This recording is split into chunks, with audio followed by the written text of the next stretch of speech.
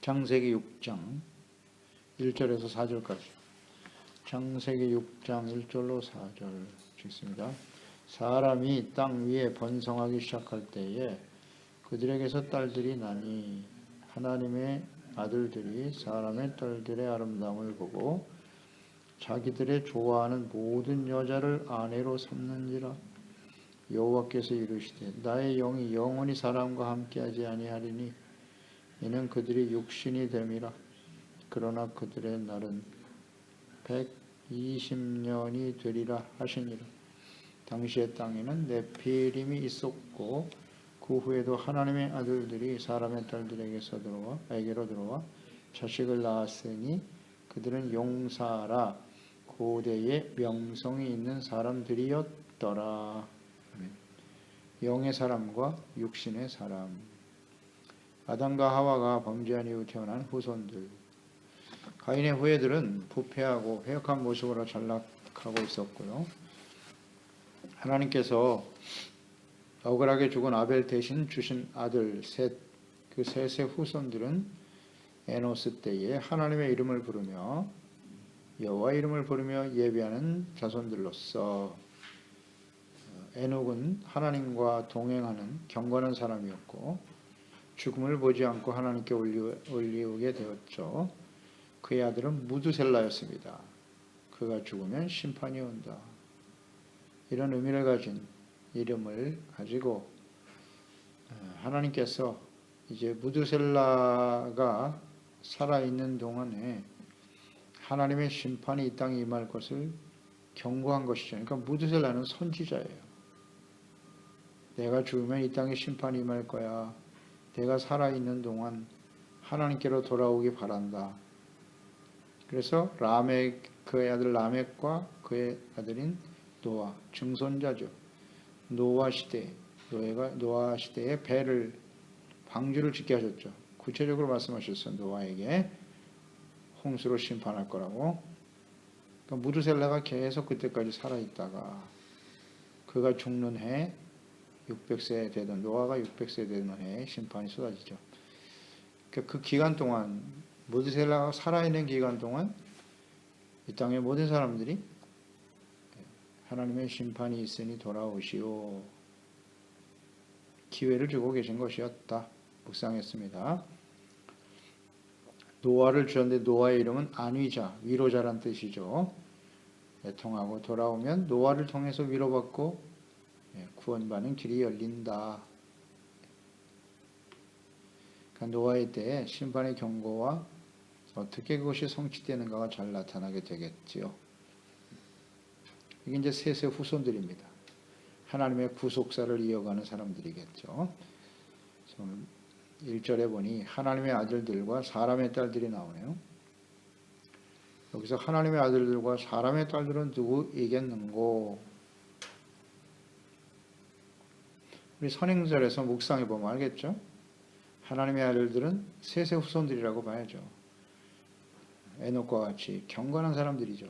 하나님을 예배하고 경건하게 하나님을 섬기는 셋의 후손들이 하나님의 아들들일 것이고 사람의 딸들은 경건하지 못한 가인의 후예들이겠죠. 그들이 함께 섞여 살았을 테니까.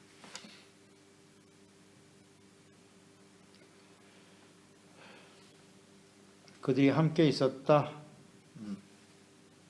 땅에 번성했다. 그러니까 함께 살게 되었다는 것이고요.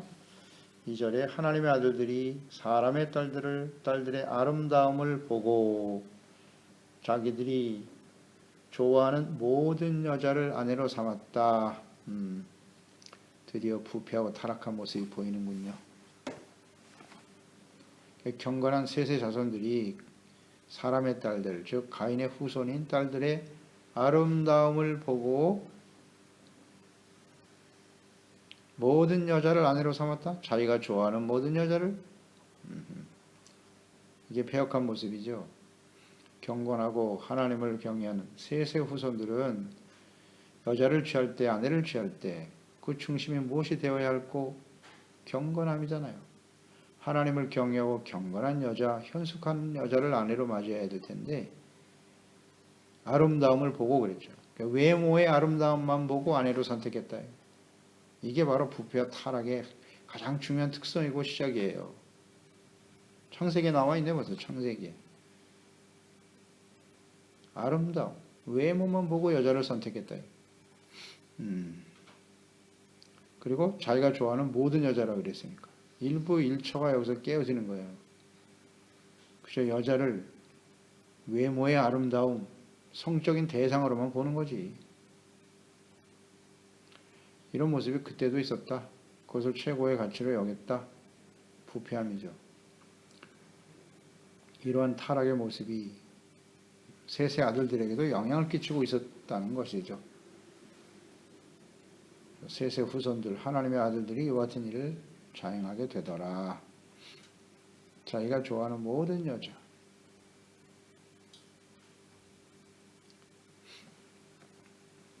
아내로 삼다. 범죄와 부패의 특성이죠. 그래서 홍수의 심판이 임박한 시대의 사람들의 모습은 이와 같다. 사회적 현상, 성적인 부패와 타락, 이것이 심판의 당위성입니다. 6장은 이제 심판의 경고가 임하고 그것이 이루어지는 과정이잖아요.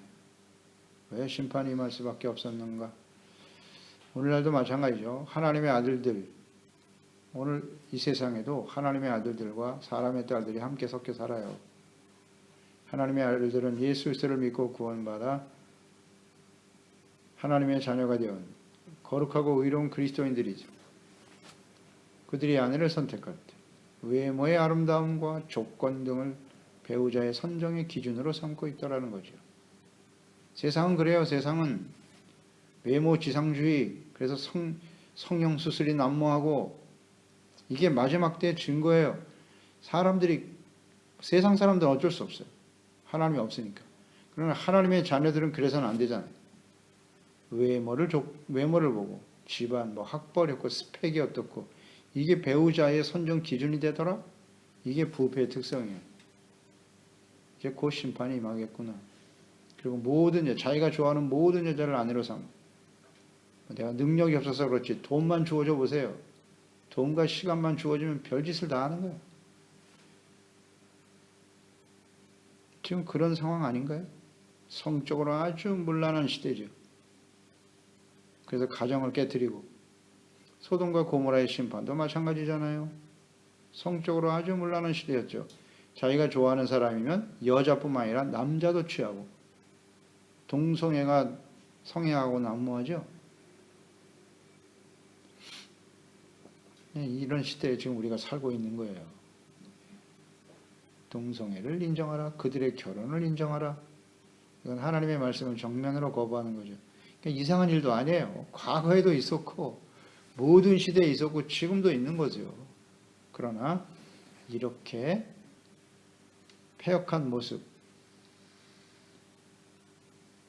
이것은 곧 하나님의 심판이 임박했다는 증거다.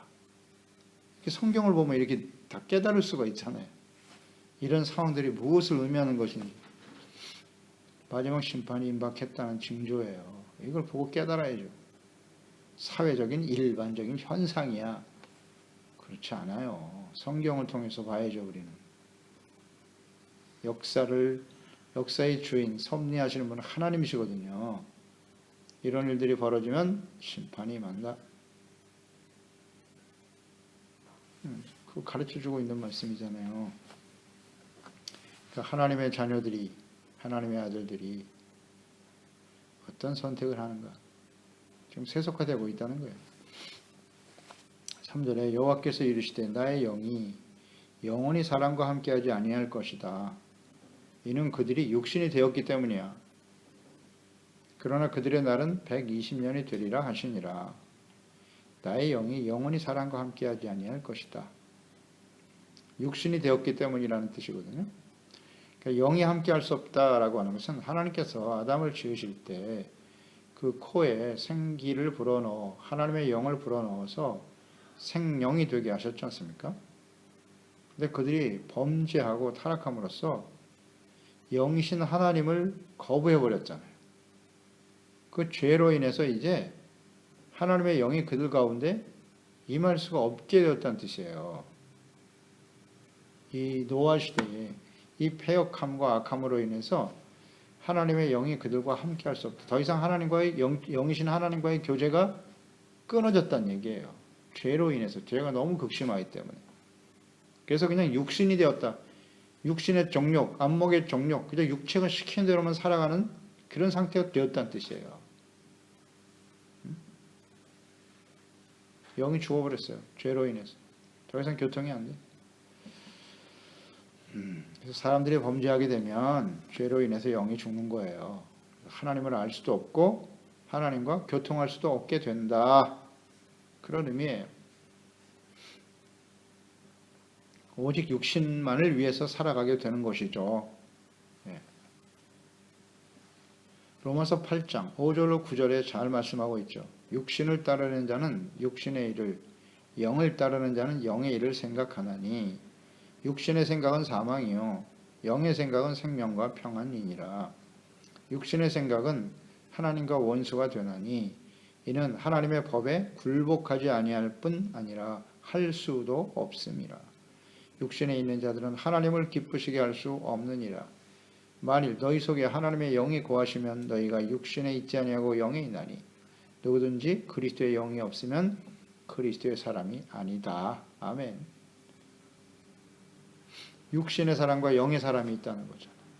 예수 그리스도를 보내주신 하나님의 뜻은 영이 죽어 죄로 인해서 영이 죽어 하나님과의 관계가 끊어졌죠. 하나님과 원수된 사람들을 죄를 용서해 주시고 의롭다함을 얻게 하시고 하나님과 화목하게 하시고 하나님의 아들들로 회복시키려고 하시는 거죠.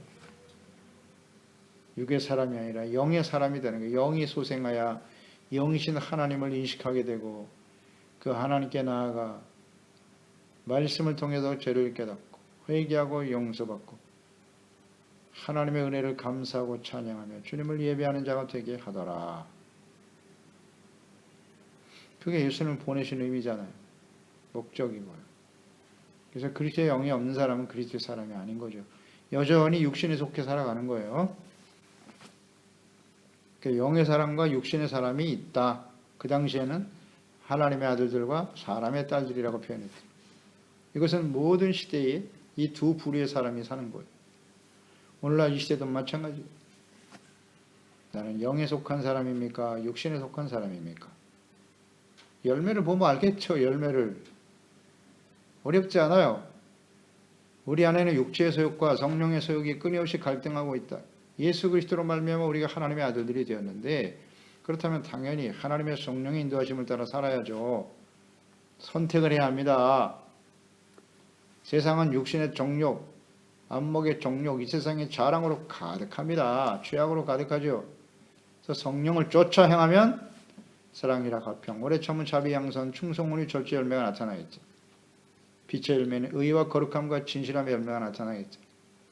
그렇지 않으면 다 육신입니다. 육체일 뿐이에요. 그래서 로마서 8장 13절로 이어지죠. 너희가 육신대로 살면 반드시 죽을 것이로되 반드시 죽는다. 이 똑같잖아요. 이 말씀이 에덴 동산에서 주신 하나님의 말씀과 같지 않아요? 내가 선악을 알게 하는 나무의 열매를 따먹으면 넌 반드시 죽는다. 8장 13절 너희가 육신대로 살면 반드시 죽을 것이로되 영으로서 몸의 행실을 죽이면 살 것인데 무릇 하나님의 영으로 인dom을 받는 사람은 곧 하나님의 아들이다. 아멘. 여기 하나님의 아들이라고 나오죠. 하나님의 아들들은 하나님의 영으로 인dom을 받는 사람이 되는 거예요. 성경대로죠. 성경은 이렇게 창세기서부터 이 전체가 다 뜻이 같아. 그냥 다 통해 있잖아요. 육신대로 살면 반드시 죽는다. 육신대로 살. 육이 시키는 대로 살면 안 되죠. 영으로 산다고 하는 것은 하나님의 영이신 하나님의 말씀에 귀를 기울이고 주님의 말씀을 따라가는 거예요. 내가 육체가 시키는 대로 자기를 위하여 내가 하고 싶은 대로 내가 좋아하는 모든 여자를 아내로 삼고 이런 게 육신이죠. 반드시 죽는 거예요. 하나님의 말씀은 그러하시나 내 생각대로 내 뜻대로 살겠습니다. 이거 정말 조심해야 됩니다. 하나님의 아들들은 하나님의 영으로 인도함을 받아 성령을 쫓아 성령의 열매를 맺어야죠. 그걸 가지고 날마다 우리를 점검해 봐야 돼요. 내 마음을 점검해 봐야죠. 성령의 열매가 아닌 다른 생각을 품고 있지는 않나? 육신의 생각은 사망이다. 이거 왜 모르죠? 끊임없이 선포해야 돼. 이거 반드시 죽는다잖아요. 반드시. 아담과 하와의 모습이 그대로 오늘날 우리에게도 있네. 자꾸 핑계를 대고 죽는다잖아요. 육체의 생각은 사망이라고 하고 저거 분명히 말씀하지 않습니까? 그런데 사탄은 계속 부추기겠지. 그거 먹어도 안 죽어. 사람이 어떻게 이렇게 말씀대로만 사냐. 그게 계속 부추기잖아요. 그게 정당하다고. 내가 분노하는 게 맞아. 의심하고 갈등하고 욕심에 이끌려 살아가고 내가 원하는 대로 살아. 이렇게. 이거 또 넘어가고 계속 넘어가는 거예요. 이 사탄한테 지는 겁니다. 그래서 마지막 때 하나님께서 예수 그리스도를 통해서 교회를 향해서 하나님 백성들에게 외치는 거예요. 제발 이기는 자가 되라고. 무엇을 이기는 겁니까? 육신의 일을 버리고 영의 사람이 되라는 거예요. 하나님의 말씀을 따라 순종하는 그 배후의 역사는 악한 원수 마귀와의 싸움이죠. 그러니 하나님의 영으로 충만하지 않으면 정말 어렵습니다. 이거 끊임없이 기도해야 돼요. 하나님의 영으로 충만하게 하시고 지혜와 총명을 주시고 하나님의 말씀과 뜻을 좇아 성령의 인도하심을 따라 성령의 열매가 우리의 삶 속에 우리의 인격 속에 풍성히 나타나게 해주세요. 아무리 봐도 저는 이 기도 말고는 할 기도가 없을 것 같아요. 그들의 날은 120년이 되리라 하시니라. 그러나 그들의 날은 그랬어. 이 120년이 된다는 뜻은 뭐냐? 이 하나님의 아들들이 지금 이렇게 부패하고 타락하고 있잖아요. 육신이 되어가고 있단 말이에요. 육신이. 그러니까 더 이상 이 땅에 존재할 의미가 없는 사람들이에요. 그래서 하나님께서 지금 심판을 경고하고 계신 거고. 그런데 아직 그러나 그들의 날은 120년이다. 120년 동안 하나님이 기회를 주시겠다는 겁니다.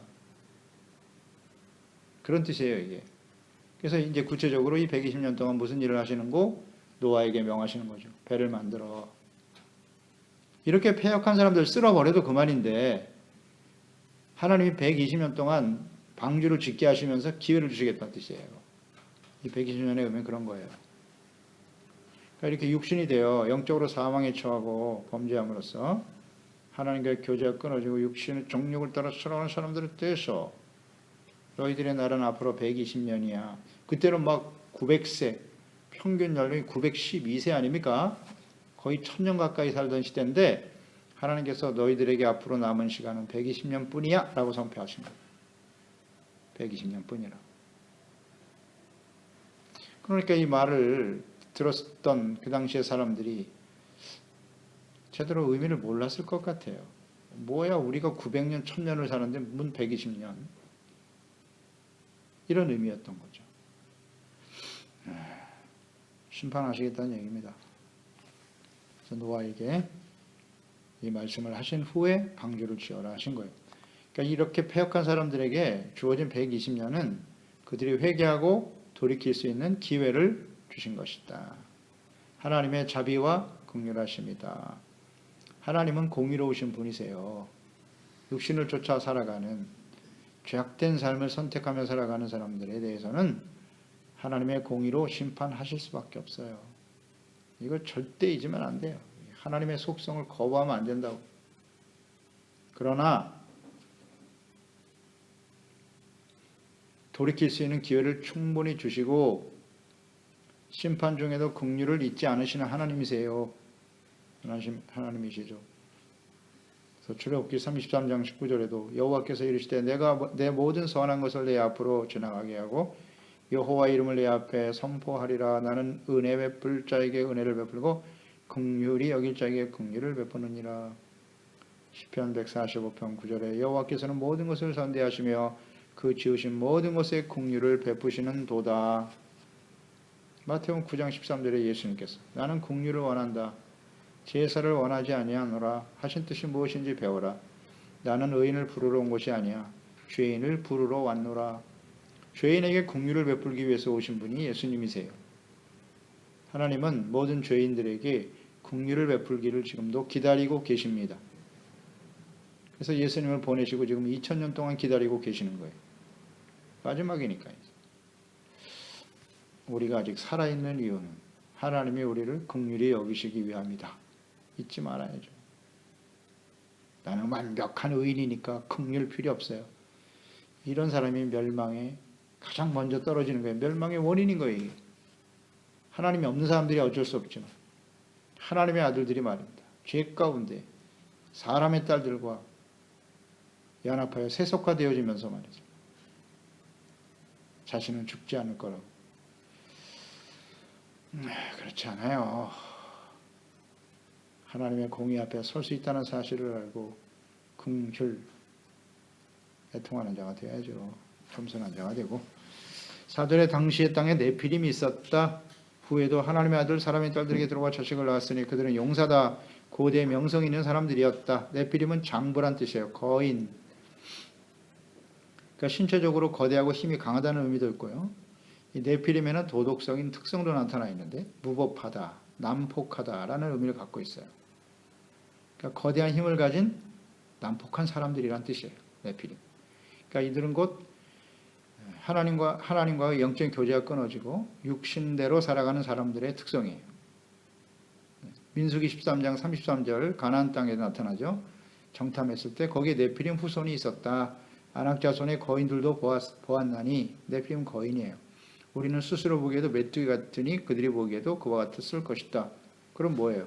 가나안 땅에 아무리 힘이 강하고 장대한 사람이 있으면 뭐예요? 그들은 하나님을 떠나 악을 행하는 사람들이기 때문에 하나님의 심판에 처한 사람들이란 뜻이죠. 그게 네피림이에요. 네피림입니다. 그러니까 하나님의 아들들이 사람의 딸들, 영의 사람들이 육신을 따라 사는 딸들과 결혼하고 자식을 낳고 그들이 용사가 됐다. 세속적으로 세상적으로 힘이 생겼어. 권력도 생기고 명성까지 있다고 하네. 명성도 있었다. 이름도 날리고. 그럼 뭐예요? 그 안에 하나님에 대한 하나님을 경외하는 경건한 삶이 없는데. 그래서 이들이 심판을 당하게 되는구나. 오늘날 이 시대도 마찬가지입니다. 예수 그리스도를 믿고 구원받은 하나님의 아들들이 세속적인 힘을 추구하고 재물을 힘으로 여기고 죄악 가운데 부패하고 타락하고 그래서 명예와 이름을 얻으면 그게 성공이라고. 이게 바로 멸망의 당위성의 심판의 당위성입니다. 어찌 이렇게 하나도 변하지 않는고. 창세기는요 우리 모든 삶의 기초구나. 다 들어있네 이 말씀 속에. 이런 모습을 가지고 있으면 하나님의 진노의 심판이 이르게 된다. 지금이 바로 딱 그러한 때 우리가 살고 있나이다. 기도하겠습니다. 하나님 아버지, 성경 말씀은 우리에게 책망과 교훈, 바르게 함과 의로 교육하기에 유익하신 하나님의 말씀이 틀림없습니다. 이미 창세기에 왜 노아의 시대에 하나님이 직접 하나님의 형상대로 지음받은 사람들이 다 멸망을 당했을까요? 하나님의 심판의 당위성이 오늘 말씀 속에 잘 나타나 있네요. 하나님의 아들들이 사람의 딸들과 연합하고 세속화되어지고 육신의 정욕, 영의 사람이 육신의 사람이 되어버렸다는 거예요. 그래서 하나님의 영이 더 이상 그들 가운데 있지 않다. 영이 죽어버렸어요. 육체가 시키는 대로 사는 거예요. 이것이 바로 세속화이죠. 이것이 심판의 원인이 되는구나. 오늘 이 시대에 하나님께서 마지막 때에 엄청난 부흥을 일으키셨죠. 땅끝까지 복음이 전파되어야 하기 때문이에요. 많은 사람들이 예수를 믿고 복음을 듣고 구원받게 되었으나 그 교회들이 말이죠. 주의 백성 그리스도인들 하나님의 아들들이 지금 세속화에 물들어가고 있어요. 육신의 사람들이 되어가고 있다고. 참 안타까운 일이죠. 그러나 이것이 그냥 사회적 현상이 아니라 마지막 심판이 임박했다고 하는 징조로구나. 이걸 잘 분별하고 깨닫게 하셔서 우리가 영의 사람이 되어야지. 육의 생각은 사망입니다. 하나님의 말씀을 절대 지킬 수도 없어요. 이런 상태가 되지 않게 도와주세요, 아버지. 그래서 하나님의 성령으로 지혜와 계시형으로 우리 소중한 지체 가족들, 자녀들 가운데 임하셔서 경건한 하나님의 아들들이 되어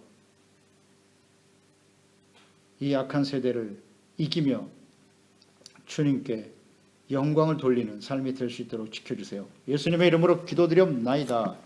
아멘.